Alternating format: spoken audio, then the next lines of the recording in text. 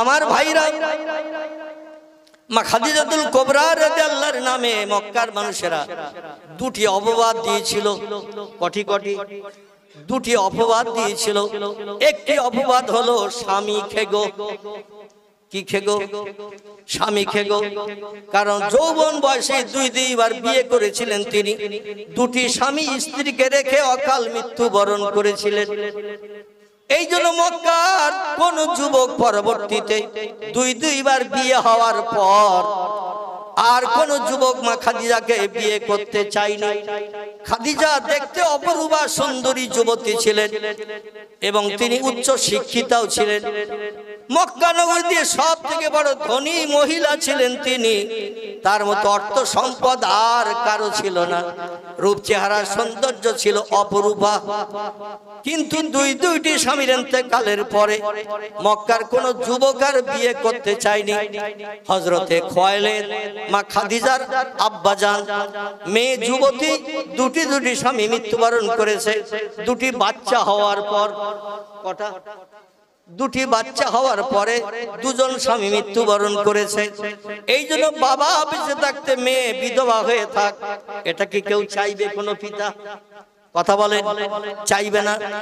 পিতা খুয়াইলিদ সারা মক্কা নগরীতে ঘোষণা দিল, ও যুবক ছেলেরা, আমার মেয়ে রূপ যৌবনে ভাটা পড়েনি, চেহারা সৌন্দর্য নষ্ট হয়নি।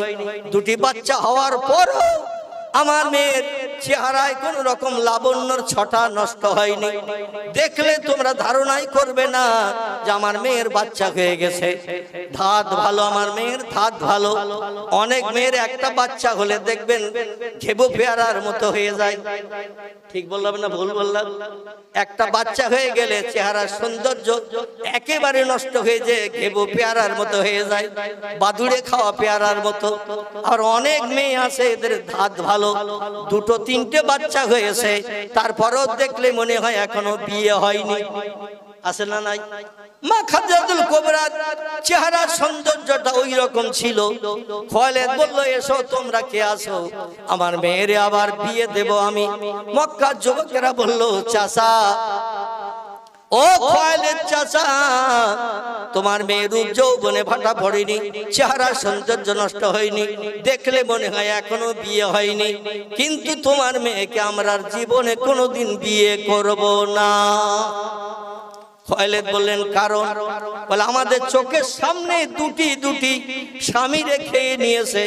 বিয়ে করে আমাদের দেশের আবুল আস নামের একটি ছেলে, আতিক নামের একটি ছেলে, অপরূপ সুন্দর যুবক বিয়ে করেছিল খাদিজাকে। কিন্তু বিয়ে করার পরও তারা সংসার জীবনে বেশি দিন সুখ ভোগ করতে পারেনি। খাদিজার দেহের ভিতরে কি ছোঁয়াচে রোগ বেমারি আছে আল্লাহই বেশি জানেন। স্বামী স্ত্রী এক জায়গায় রাতের বেলা শয়ন করলে, সংসার যাপন করলে, এক জায়গায় ঘুমিয়ে থাকলে খাদিজার দেহের ছোঁয়াচে রোগ সম্ভবত ওই স্বামীর দেহে যে অ্যাটাক করেছে। আর এমন কঠিন ছোঁয়াচে রোগ স্বামীর দেহে অ্যাটাক করার কারণে ওই স্বামী আর হায়াতে দুনিয়ায় লম্বা দিন বাঁচতে পারেনি। এই জন্য আমরা কেউ মরতে চাই না, আমরা কেউ মরতে চাই না। তোমার কন্যা খাদিজারে বিয়ে করে সারা মক্কার মানুষ আর কেউ বিয়ে করতে চাইল না। মা খাদিজাতুল কুবরা বলেন, দেশের যুবকেরা যখন আমাকে বিয়ে করতে চাইল না, যতদিন হায়াতে বাঁচব আমি আর বিয়ে করব না। জোরে বলুন সুবহানাল্লাহ। একটু জোরে বলা যাবে না সুবহানাল্লাহ? খাদিজা বলেন, কেউ যখন আমারে বিয়ে করতে চাইছে না, আমারে বিয়ে করলে আমার দেহের ছোঁয়াচে রোগ ওদের দেহে যাবে, আর পূর্বের দুটি স্বামীর মতো মক্কার অন্য যুবকদের মরণ হবে, এই ভয়ে যখন কেউ বিয়ে করতে চাইছে না, আমিও সকলের কাছে স্বীকৃতি দিয়ে বললাম, যতদিন হায়াতে বাঁচবো আমি আর বিয়ে করব না। জোরে বলুন সুবহানাল্লাহ। 20 থেকে 25 এরই ভিতরে তখন বয়স ছিল মা খাদিজাতুল কুবরার। এইখান থেকে নিয়ে 40 বছর বয়স পর্যন্ত বৃদ্ধার কোঠায় উপনীত হয়েছেন। আর বিয়েতে তিনি বসেননি, কোন যুবকের সঙ্গে বিয়ে করেননি। আল্লাহ ডেকে বললেন, খাদিজা, ও খাদিজা, তোমার নামে মক্কার মানুষ যে অপবাদ দিয়েছে, দুর্নাম রটিয়েছে, তুমি ছোঁয়াচে রোগিনী, তুমি কলঙ্কিনী, স্বামী খেগো। ও ও খাদিজা, তোমার নামে বিভিন্ন অপবাদ দিয়েছে, এতে তুমি দুঃখ প্রকাশ করো না, এতে তুমি দুঃখ প্রকাশ করো না, এতে তুমি ব্যথা নিও না। কারণ আমি একজন ব্যক্তির সঙ্গে ভবিষ্যৎ জীবনে তোমার প্রণয়ের ব্যবস্থা করে রেখেছি।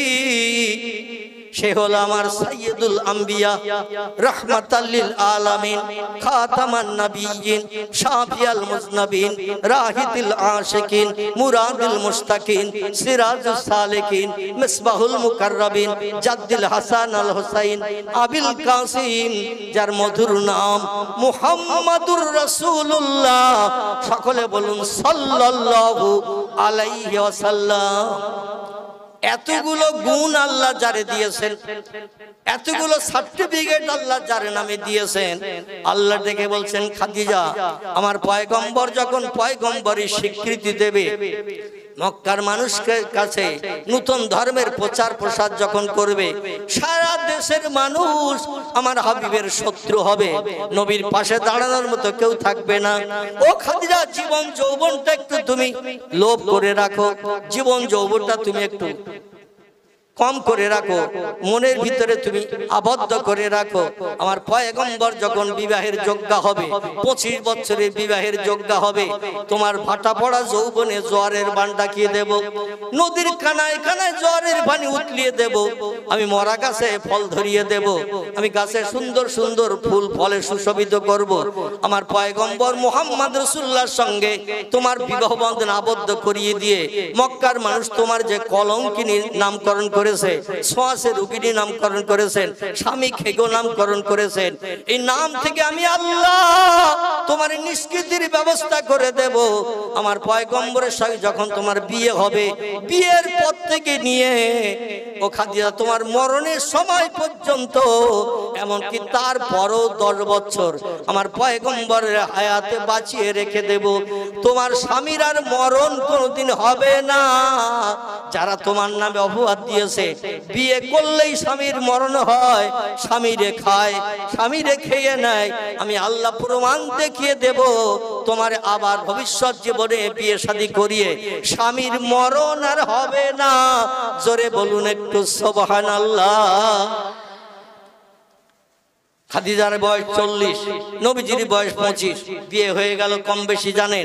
আমি যেটা বলতে চাইছি, এই 25 বছর বয়সে রাসূল বিয়ে করে 40 বছর বয়স পর্যন্ত বিয়ের পরে বললেন, বিবি গো, যখন তুমি আমার সংসারের দায়িত্ব কাঁধে নিয়েছো, টাকা পয়সা আমার হাতে তুলে দিয়েছো, তোমার ধন সম্পদ আমাকে দিয়েছো, আমি আর টাকা পয়সার মোহে ঘরে থাকবো না, আমার মাবুদকে একটু খোঁজ করতে যাব।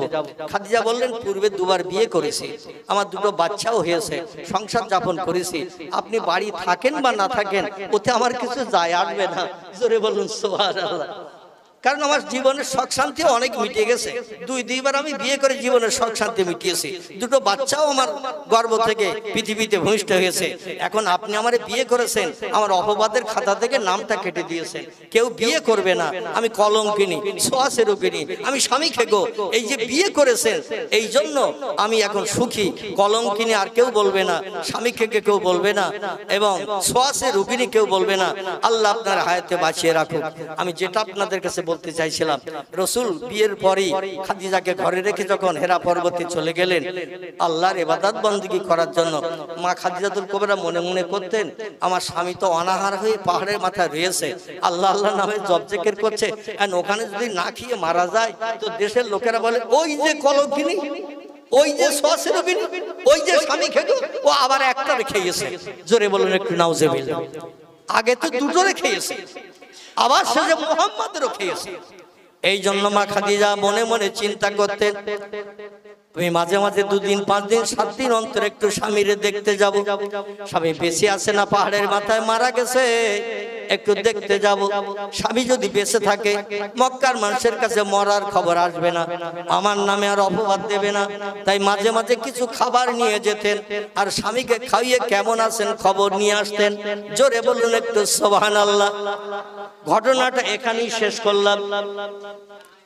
আমার ভাইরা, পয়গম্বর মুহাম্মদ রাসূলুল্লাহ 15 বছর একটা রাতের গভীরে ঘুমকে হারাম করে আল্লাহর নামে জপ জিকির শুরু করলেন, সুবহানাল্লাহ, আলহামদুলিল্লাহ, লা ইলাহা ইল্লাল্লাহ, এইভাবে আল্লাহর নামে জপ জিকির করলেন। ওয়াযাক্কির ফাইন্না যিকরা তানফাউল মুমিনিন। আল্লাহ বলেন আমার নামের স্মরণ যারা পৃথিবীতে বেশি বেশি করে তাদের ব্যবসা আমি আল্লাহ লাভবান করিয়ে দিই। তাদের ব্যবসা আমি লাভ দেখাই, তাদের ব্যবসায় কোনদিন লস হবে না। আমার নামের জপ জিকির যারা সদা সর্বদা করবে। নবী যখন আল্লাহর নামের জপ জিকির শুরু করে দিলেন, 15 বছর হয়ে গেল। আল্লাহ বলে পয়গম্বর তো ঘরে ফিরে যায় না। লক্ষ্য করলাম, খেয়াল করলাম, দেখলাম একটু সময় নিয়ে পয়গম্বর পরীক্ষায় পাশ করতে পারে কি পারে না। 1 বছর গেল, 2 বছর গেল, 3 বছর গেল, 5 বছর, 7 বছর, 10 বছর, 12 বছর, 14 বছর, পয়গম্বর এখনো পাহাড় ছাড়ে না। মরণের দিন পর্যন্ত যদি আমি আল্লাহ অপেক্ষা করি আপন বানানোর জন্য, আমার পয়গম্বর পাহাড় থেকে নিচে নামবে না। জোরে বলুন সুবহান। পবিত্র রমজান মাস, কেউ বলেছেন 17 তারিখ, কেউ বলেছেন 21 তারিখ। কথা বললাম, পবিত্র রমজান মাস, কেউ বলেছেন 17 তারিখ মুফাসসিরগণ, কেউ বলেছেন 21 তারিখ। আল্লাহ পাক জিবরিলকে বললেন, ইযহাব ইয়া জিবরিল ইলা রাসূলিহি, ও জিবরিল আব্দুল্লাহর পোলা, আব্দুল্লাহর বেটা মুহাম্মাদের কাছে হেরা পাহাড়ের শিখরে আজ 15 বছর আমার নামে জপ জিকির করছে। আমাকে আপন করে পাওয়ার জন্য, আমার সঙ্গে কথাবার্তা বলার জন্য, আমার সঙ্গে সম্পর্ক গাঢ়তর করার জন্য, আমার কাছ থেকে খবর পাওয়ার জন্য আজ 15 বছর ধরে অপেক্ষা করছে। আর কাঁদিও না আমার পয়গম্বরে, আর কাঁদিও না, কারণ আমি আল্লাহ বান্দা বান্দীদের চোখের পানি বড় ভালোবাসি। কেতাবে এসেছে কাঁদলে রুহু সাফ হয়, কাঁদলে গুনাহ মাফ হয়, কাঁদলে আল্লাহ বান্দা বান্দির উপরে খুব তাড়াতাড়ি রাজি হয়ে যায়। জোরে বলা যাবে না একটু সুবহানাল্লাহ? কাঁদলে রুহু সাফ হয়, অন্তরাত্মা পরিষ্কার হয়, কাঁদলে গুনাহ মাফ হয়। আল্লাহ বড় বড় জুনো পাপীকে চোখের পানির ইজ্জতের খাতিরে দুনিয়ায় বেঁচে থাকতেই জান্নাতের সার্টিফিকেট দিয়ে আল্লাহ তাদের জান্নাত হালাল বানিয়ে দিয়েছে। যাদের জন্য পূর্বে ছিল জাহান্নাম হালাল, যাদের জন্য পূর্বে ছিল জাহান্নাম হালাল, লা তুজ্জাহ বলতে বল মান্নাত, মতান্তরে 360টা মাটি পাথরের প্রতিমাকে যারা পূজা অর্চনা করত, সেজদা করত, প্রভু বলে সম্বোধন করত, এদের কারবা নাম হযরতে ওমর। কি নাম বললাম? কারবা নাম হযরতে ওমর, কারবা নাম হযরতে আব্বাস। কি নাম? হযরতে আব্বাস। কারবা নাম আবু সুফিয়ান। কি নাম? আবু সুফিয়ান। যাদের জন্য জাহান্নাম হালাল ছিল, নবীজির হাতে হাত দিয়ে কলেমা পড়ার পরে এমন কান্না কেঁদেছে, আল্লাহ দুনিয়ায় বেঁচে থাকতে জীবনের সব গুনাহগুলো পাপগুলো মাফ করে দিয়ে জান্নাতের সার্টিফিকেট দিয়ে দিয়েছে। নারায়ে তাকবীর।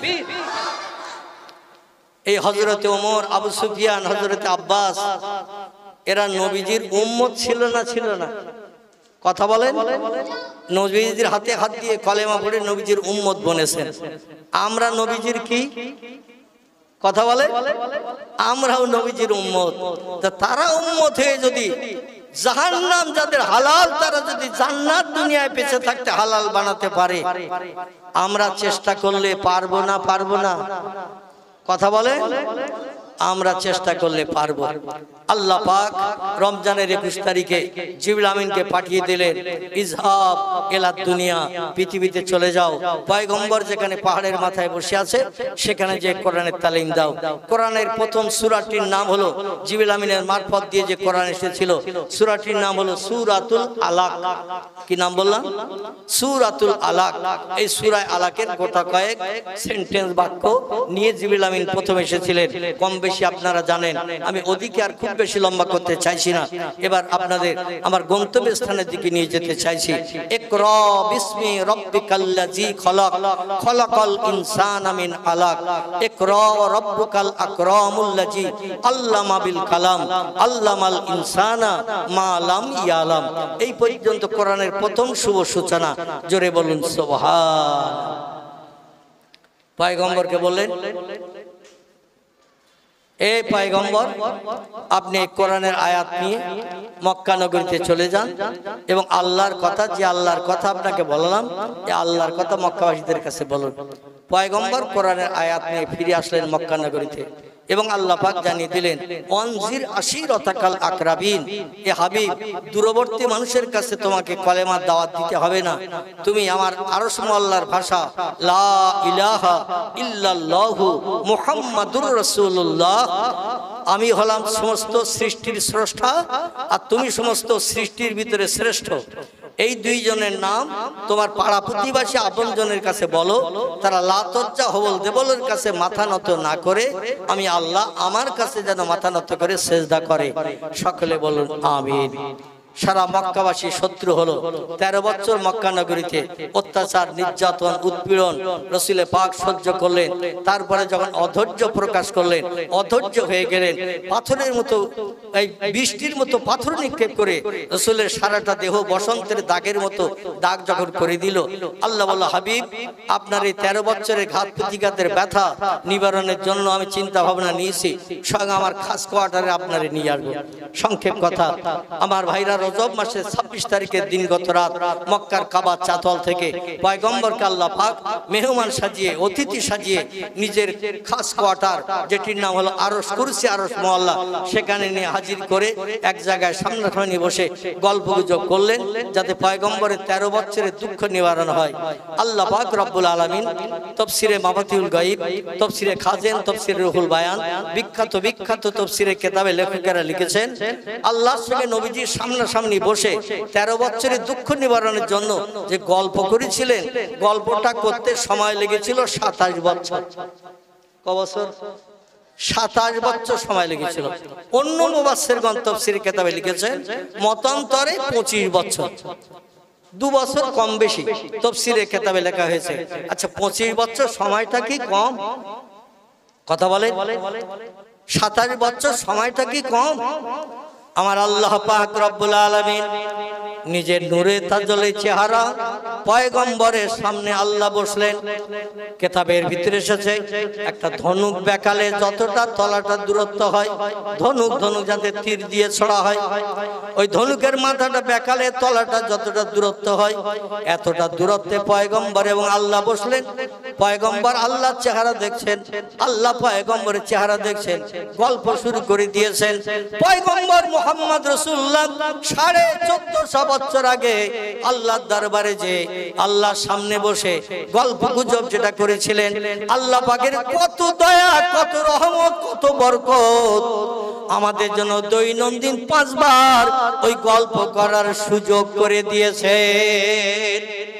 জোরে বলা যাবে না একটু সুবহানাল্লাহ? নারায়ে তাকবীর। আচ্ছা, পয়গম্বর আল্লাহরে দেখেছে না দেখেনি? দেখেছে। কতদিন? 27 বছরের লম্বা মেয়াদ। সামনাসামনি বসে, মনে করুন 2 হাত ডিস্টেন্স, সামনাসামনি বসে দেখেছেন, গল্প করেছেন। আচ্ছা, পয়গম্বর এবং আল্লাহ যে গল্প করেছেন, ও গল্পটার কথা কি একটু বলবো? কি গল্প করেছিল বলবো? বিসমিল্লাহির রহমানির রহিম। প্রতিদিন আমরা নামাজ পড়ি কত? 5 ওয়াক্ত। এই 5 ওয়াক্ত নামাজ যখন পড়ি, ফজরের 2 রাকাত ফরজ নামাজ, সূরা কিরাত পাঠ করে রুকু সেজদা করে যখন আমরা বৈঠক করি, বৈঠকে আমরা প্রথম কি পড়ি? কি পড়ি? তাশাহুদ পড়ি। আমার ভাইরা, আত্তাহিয়াতু লিল্লাহি ওয়াস সালাওয়াতু ওয়াত তাইয়্যিবাত, আসসালামু আলাইকা আইয়ুহান নাবিয়্যু ওয়া রাহমাতুল্লাহি ওয়া বারাকাতুহু, আসসালামু আলাইনা ওয়া আলা ইবাদিল্লাহিস সালিহিন। জোরে বলুন একটু আল্লাহু আকবার। আল্লাহর সঙ্গে নবীর যে কথাবার্তা হয়েছিল, রসুল আল্লাহর সঙ্গে কথা বলে যে খুশিতে বাগবাগ হয়েছিলেন, আল্লাহ পয়গম্বরের কথা শুনে যে খুশিতে বাগবাগ হয়েছিলেন। নবী জীবনে একবার আল্লাহর সামনে বসে কথা বলেছেন, আর আমরা দৈনন্দিন 5 বার করে আল্লাহর সামনে নিয়ে ওই রকম নামাজি হালাতে বসে বসে কথা বলার সুযোগ পাই। জোরে বলুন একটু সুবহানাল্লাহ। আমরা দৈনন্দিন 5 বার করে যখনই নামাজ আদায় করতে যাই, 2 রাকাত 3 রাকাত 4 রাকাত, আমার ভাইরা যে নামাজে যেমন আছে, মাগরিবের ফরজ নামাজ ক রাকাত, 3 রাকাত, এশার ফরজ নামাজ ক রাকাত, 4 রাকাত। কিন্তু 4 রাকাত নামাজে বৈঠক করতে হয় 2 বার, 3 রাকাত নামাজেও বৈঠক করতে হয় 2 বার, 2 রাকাত নামাজে বৈঠক করতে হয় কবার? 1 বার। তো 2 রাকাত নামাজে বৈঠক করি যখন একবার, আল্লাহ এবং নবী আরশ মুআল্লায় বসে যে কথা বলেছিলেন, ওই কথা বলার সুযোগ আমাদের নসিবে একবার জুটে যায়। যেই 3 রাকাত নামাজ পড়ি, সঙ্গে সঙ্গে আমাদের জন্য 2 বার করে 3 রাকাত ফরজ নামাজে আল্লাহর সঙ্গে ওই কথা বলার সুযোগ 2 বার হয়ে যায়। 4 রাকাত নামাজ যখন পড়ি, আল্লাহর সঙ্গে ওই কথা বলার সুযোগ আমাদের 2 বার হয়ে যায়। জোরে বলুন একটু সুবহানাল্লাহ। আমাকে আপনাদের সঙ্গে আবার 4 চক্ষের মিলন ঘটানোর সুযোগ করে দিয়েছে। এজন্য ভবানীপুর সিদ্দিকিয়া আমিনিয়া কারিমিয়া মাদ্রাসা, এই এটা মসজিদ তো নাকি, আমি বহুদিন পূর্বে যখন এখানে এসেছি তখন এই বিল্ডিংটা 2 তলা ছিল, আর ওই বিল্ডিংটা সম্ভবত 1 তলা ছিল। এখানে কোনো বিল্ডিং টিল্ডিং কিছুই ছিল না, বুঝতে পেরেছেন? আল্লাহ পাক দীর্ঘদিন বাদ, কারণ 3 বছরের মতো আমি অসুস্থতায় রোগাক্রান্ত হয়ে বিছানা শয্যায় শায়িত ছিলাম।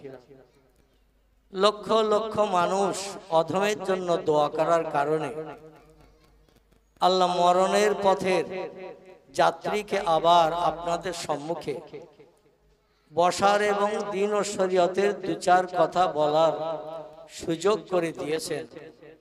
এজন্য মাবুদের দরবারে আমরা সকলে এই মসজিদ প্রাঙ্গণ থেকে একটু প্রাণ খুলে কৃতজ্ঞতার সঙ্গে একটু শুকরিয়া জ্ঞাপন করি। সকলে গলা ছেড়ে উচ্চ রবে প্রাণ খুলে বলুন আলহামদুলিল্লাহ।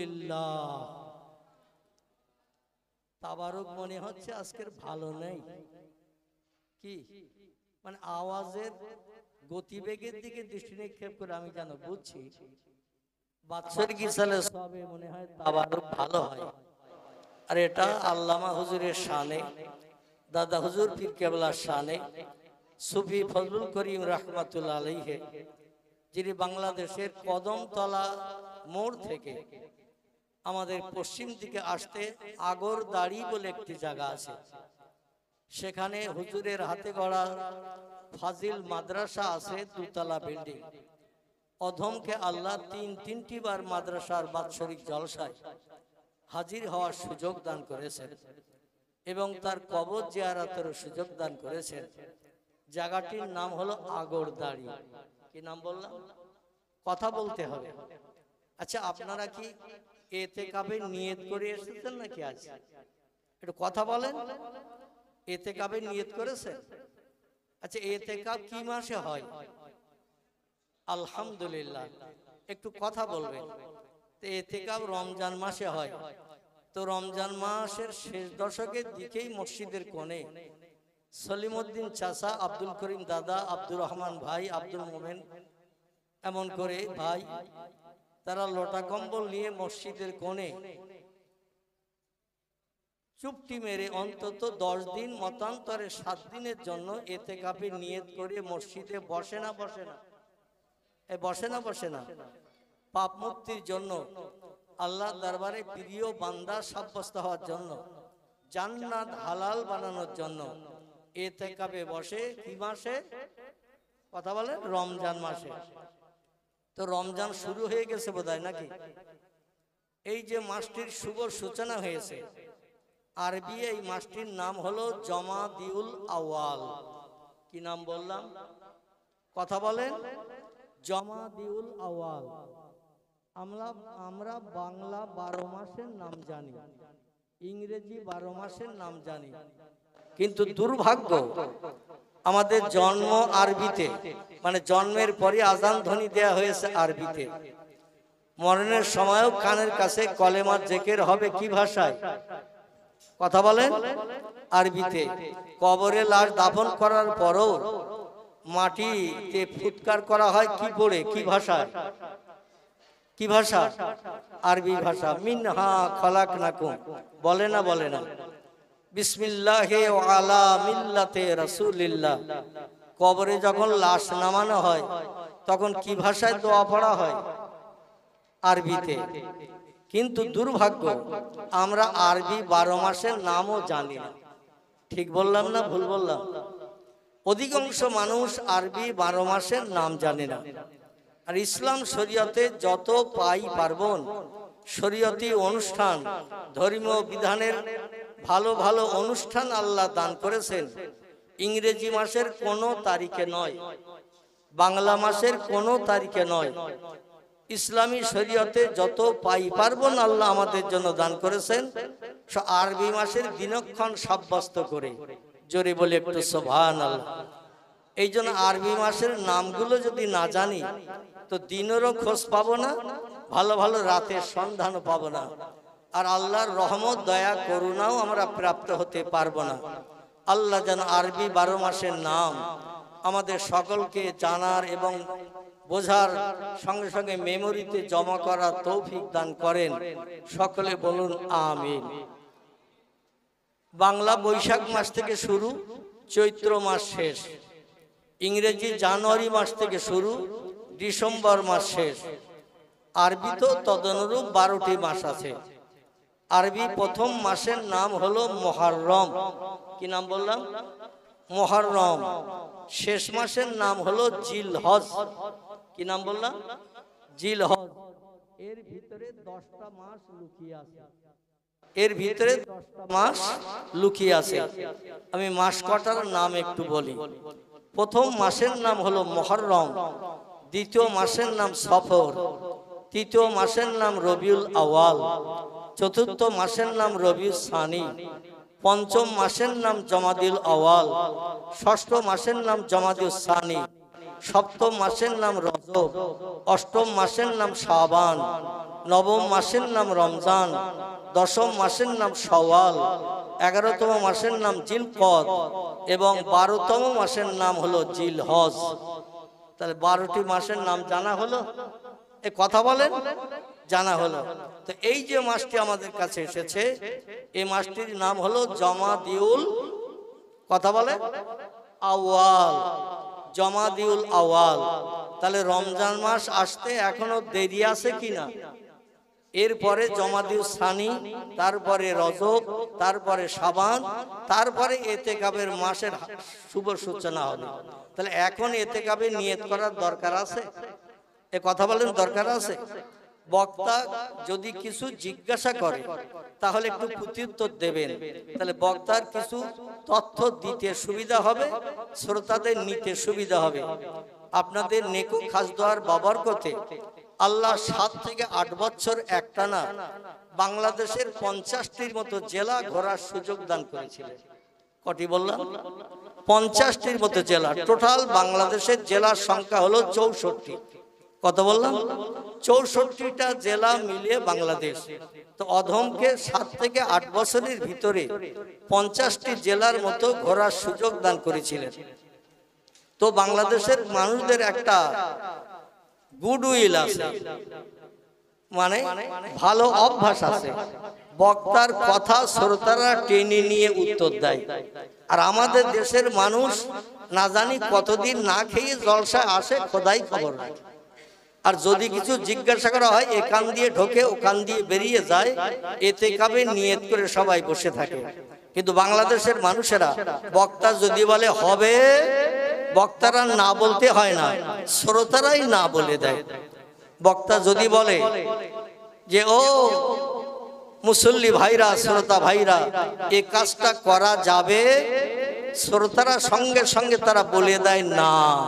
আর আমাদের দেশে না বললে তো আবার বিপদ হবে। তাস তো আর খেলা যাবে না, জুয়া খেলা যাবে না, সুদ খাওয়া যাবে না, মদ খাওয়া যাবে না।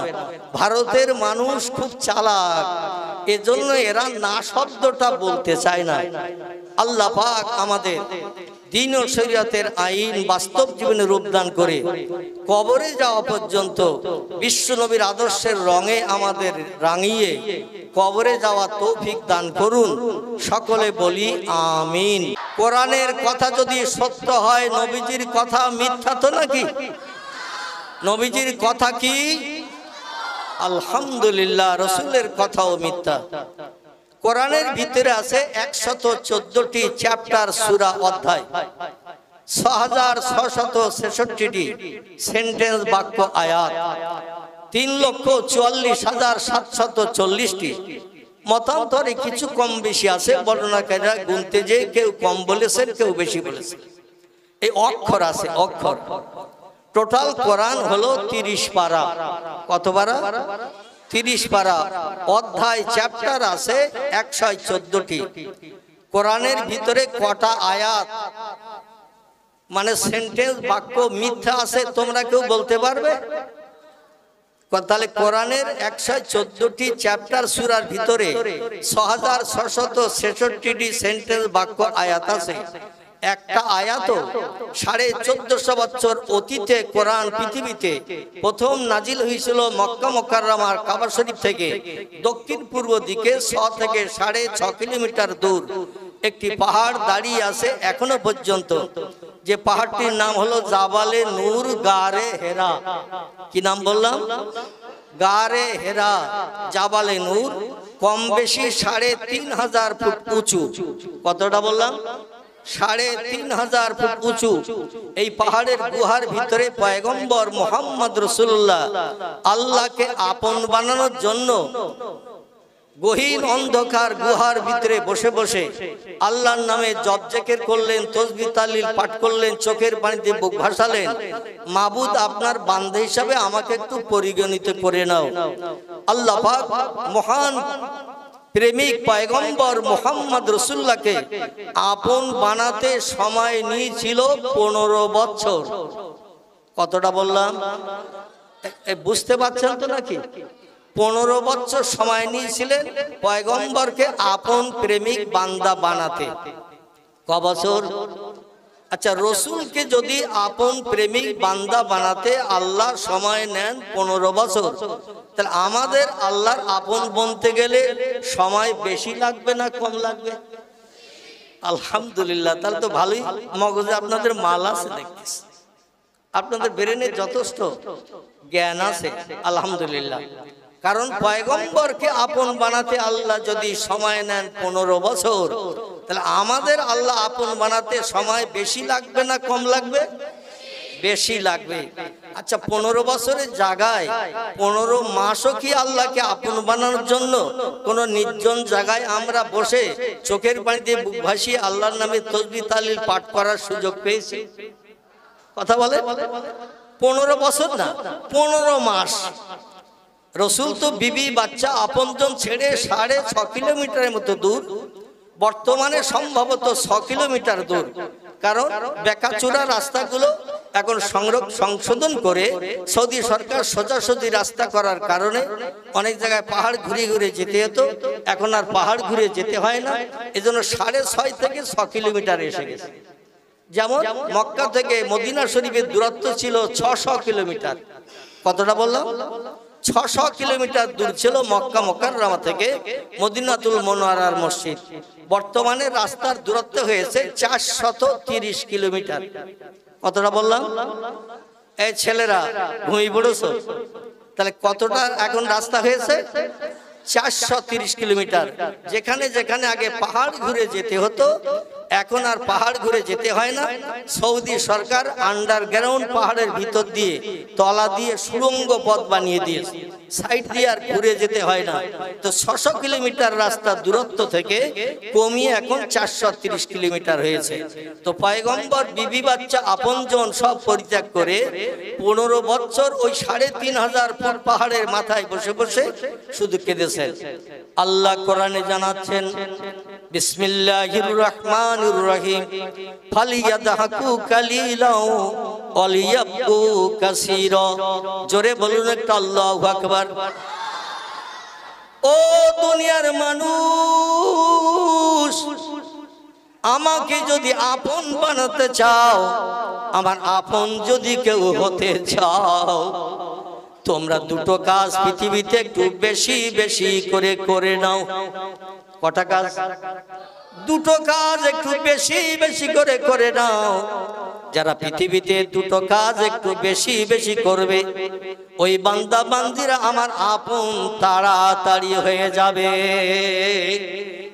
একটু জোরে বলা যাবে না সুবহানাল্লাহ? নারায়ে তাকবীর।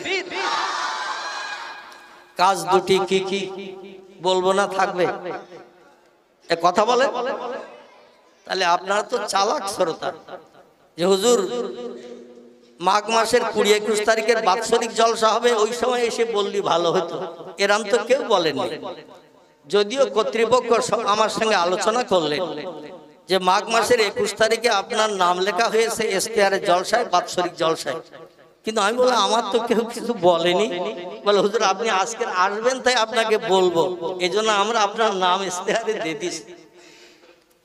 আগামী 21শে মাঘ বাৎসরিক ইশতেহার সবের শেষের দিন তো নাকি? তো আমার গ্রামও 21-22 দুদিন জলসা, গ্রামের মসজিদে জলসা। আবার আমি যে গ্রামে ইমামতি করি, আমার বাড়ি থেকে 13 কিলোমিটার রাস্তা। জায়গাটির নাম হলো তালপুকুরের পাশে খিদিরপুর। নাম শুনেছেন? আল্লাহ অধমকে কম বেশি 3 বছর অসুস্থ থাকার কারণে আমি 3 বছর ইমামতিতে অ্যাটেন্ড করতে পারিনি। তবে গত জিলহজ মাসের আগ থেকে আবার শুরু করে দিয়েছি। আমার ভাইরা, আমার ইমামতির বয়স চলছে বর্তমান 40 বছর। কত বললাম? 40 বছর। আল্লাহ পাক অধমের হায়াত দিয়েছেন বর্তমান 64 বছর। কত বললাম? আমার বর্তমান বয়স হলো 64 বছর। এর ভিতরে আমি 40 বছর ইমামতি করছি ওই খিদিরপুর জামে মসজিদে। তাদের বক্তব্য, আল্লাহ যদি কিয়ামত পর্যন্ত বাঁচিয়ে রাখে, আপনাকে কিয়ামত পর্যন্ত ইমামতি করতে হবে। 3 বছর যেতে পারিনি। ওই গ্রামের একজন হাফেজ ছেলে, নাম তার হাফিজুল ইসলাম, কম বেশি আপনারা হয়তো জানবেন, চিনবেন। আমি তাকে দিয়ে আমার পরবর্তী অসুস্থতার কারণে তাকে দিয়ে ইমামতি করলাম।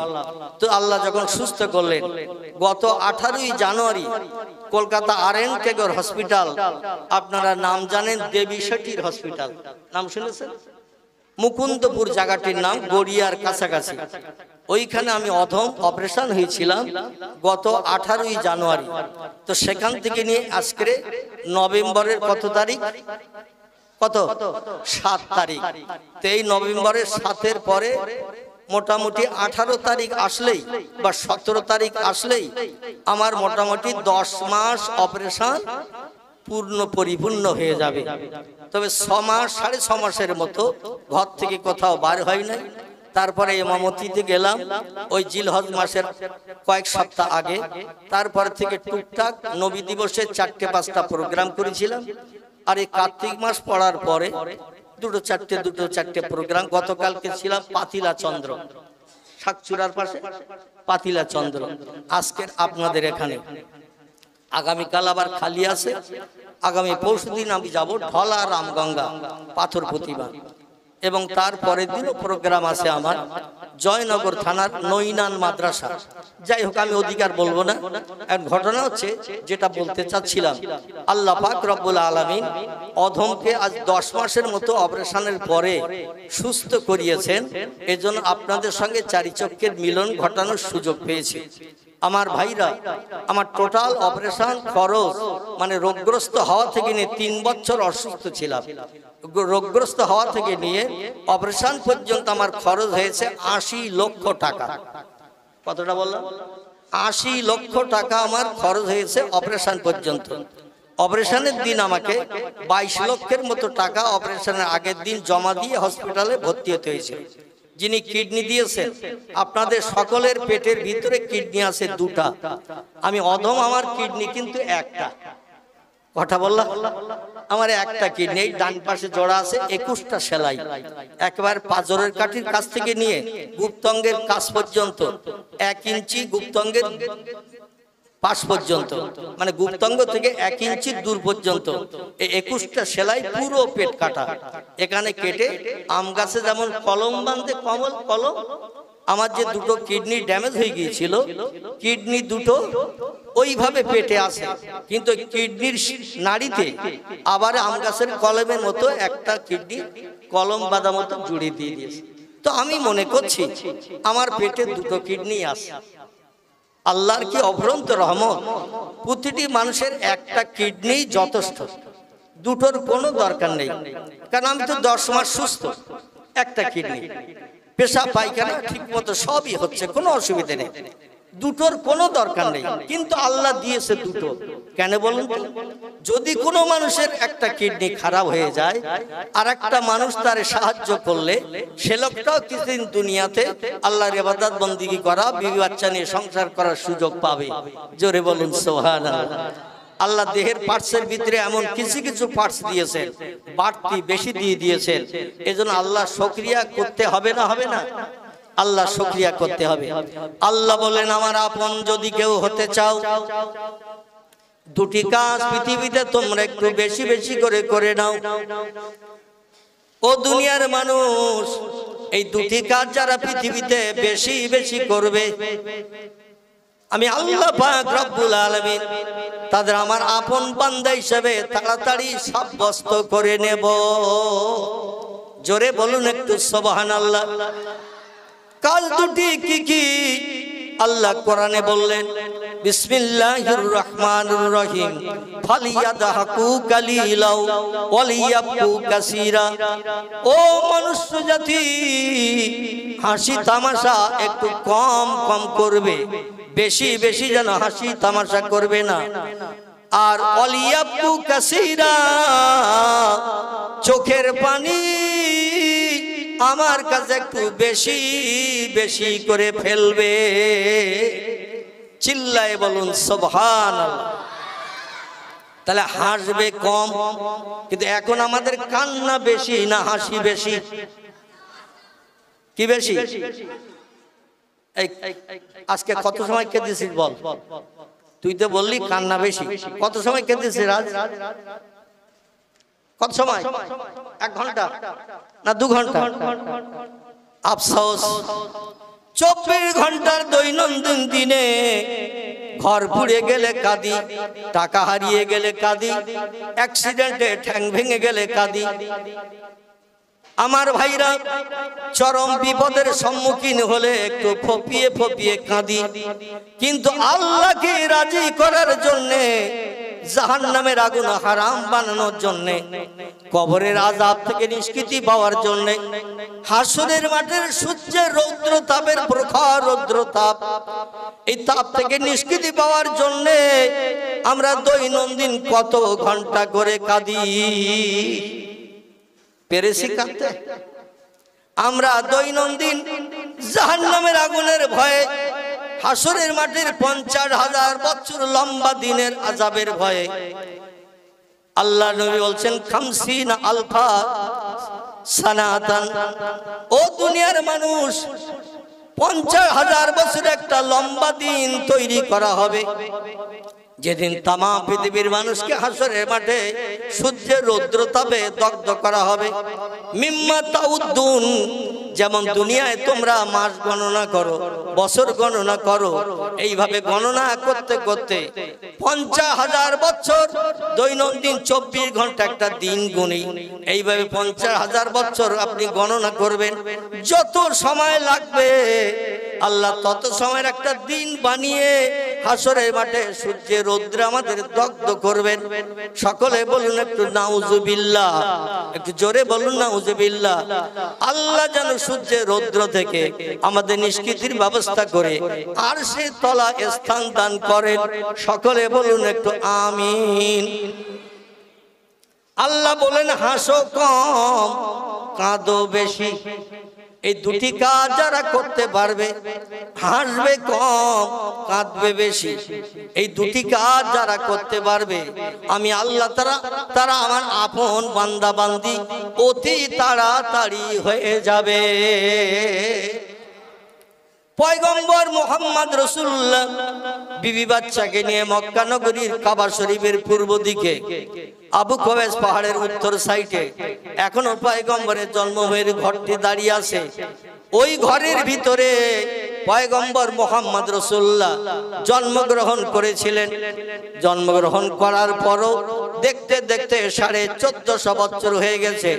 মক্কা মুকাররমার অধিকাংশ ব্যক্তিদের বাড়ি সৌদি সরকার ভেঙে চুরমার করে দিয়েছে, কিন্তু নবীজির জন্মগ্রহণের ঘরটি এখনো সৌদি সরকার সংরক্ষিত করে রেখেছে। বিবি বাচ্চা নিয়ে ঘর সংসার করলে আল্লাহর প্রেম হৃদয়ে গাঢ়তর করা যাবে না।